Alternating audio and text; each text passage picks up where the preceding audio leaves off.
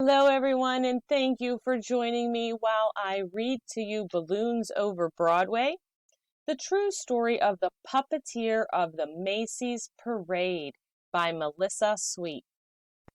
From the time he was a little boy, Tony Sarg loved to figure out how to make things move. He once said he became a marionette man when he was only 6 years old. His father had asked him to feed their chickens at 6:30 in the morning every day. Tony had an idea. What if he could feed the chickens without leaving his bed? He rigged up some pulleys and ran rope from the chicken coop door to his bedroom window. That night, he spread the chicken feed outside the chicken coop door. The next morning, Tony pulled on the rope and the door to the chicken coop opened. The chickens ate their breakfast. Tony stayed snug in his bed, and his dad, so impressed, never made Tony do another chore. Tony grew up. When Tony grew up, he moved to London, where he discovered that no one was making marionettes for kids anymore. So out of wood, cloth, and strings, Tony began to make puppets. He figured out ways to make his marionettes' movement so lifelike that they performed as if they were real actors. Word soon spread about Tony's amazing marionettes. In the heart of New York City, in Herald Square, was the biggest store on earth, R.H. Macy's department store. Macy's had heard about Tony's puppets and asked him to design a puppet parade for the store's holiday windows. So Tony made new puppets based on storybook characters, then attached them to gears and pulleys to make them move. In Macy's Wondertown windows, Tony's mechanical marionettes danced across the stage as if by magic. All day long they performed to shoppers jostling for a better look. But Macy's had an even bigger job in store for Tony. Many of the people working at Macy's were immigrants, and as the holidays approached, they missed their own holiday traditions of music and dancing in the streets. Macy's agreed to put on a parade for their employees, and they hired Tony to help. Tony, too, was an immigrant, so he loved the idea of creating a parade based on street carnivals from all over the world.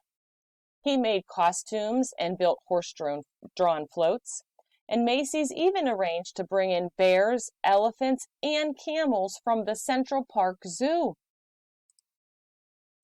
The animals joined hundreds of Macy's employees on Thanksgiving Day 1924, winding their way from Harlem to Herald Square. It was a dazzling parade. In fact, Macy's first parade was such a success that they decided to have one every year on Thanksgiving Day to celebrate America's own holiday. Each year the parade grew, but when Macy's brought in lions and tigers, in addition to the bears, elephants, and camels, the animals roared and growled and frightened the children. Macy's asked Tony to replace the animals. Tony hoped to replace the animals with some kind of puppets, but his marionettes were less than 3 feet tall. He would have to make larger puppets in order for them to be seen in the parade. And how could he make them strong enough to hold up in bad weather, yet light enough to move up and down the streets? Tony knew of a company in Ohio that made blimps out of rubber, the perfect material for any weather. When he called the company and showed them his sketches, they agreed to make Tony what he wanted. Still, how would Tony make his big puppets move? Then Tony had an idea. From an Indonesian rod puppet in his toy collection. On Thanksgiving Day, Tony's creatures, some as high as 16 feet, spilled into the streets, and the crowds cheered wildly. Part puppet, part balloon, the air-filled rubber bags wobbled down the avenues, propped up by wooden sticks. But now the sidewalks were so packed with people that only those in the first few rows could really see the parade. Tony realized his puppets would have to be even bigger and higher off the ground. And though the sticks helped to steer the puppets, they were stiff and heavy. Tony wanted his balloons to articulate, to move and gesture more like puppets. But how? With a marionette, the controls are above and the puppets hang down. But what if the controls were below and the puppet could rise up? During the next year, Tony set his new idea into motion. This time, he asked the company in Ohio to make balloons out of rubberized silk, as strong as rubber, but lighter than rubber alone. Most important, Tony ordered the balloons to be filled not just with air, but with helium too. Since helium is lighter than air, it would make the balloons rise. Once the puppets were completed, they were deflated and shipped back to Tony in New York. Tony did not know if everything would go as planned.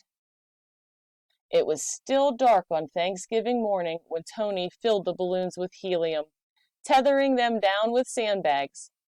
By 1 p.m., the sidewalks were packed with people ready for the parade. Then, one by one, Tony cut the lines to the sandbags, and the magnificent upside-down marionettes rose up to the skies. Nodding and waving to the crowds below, they sailed past Central Park. They sailed down Broadway. They shimmied and swayed through the canyons of New York City. High above the crowds, they flounced in the afternoon wind, pulling the rope handlers this way and that. Yet with every heave-ho, the balloons gestured and articulated like wild puppets, and the crowd screamed for more. After the balloons were eased under the L, they ended in front of Macy's at Tony's Wondertown Puppets. From that day on, every Thanksgiving morning, crowds have lined the sidewalks of New York City to see what new balloons would rise to the skies for Macy's famous parade. Tony Sarg, the puppeteer who loved to figure out how to make things move, had set the stage with a little rigging for a puppet to be anything anyone could imagine to be. Just like you can be anything that you imagine to be. I hope you enjoyed this story, and happy Thanksgiving.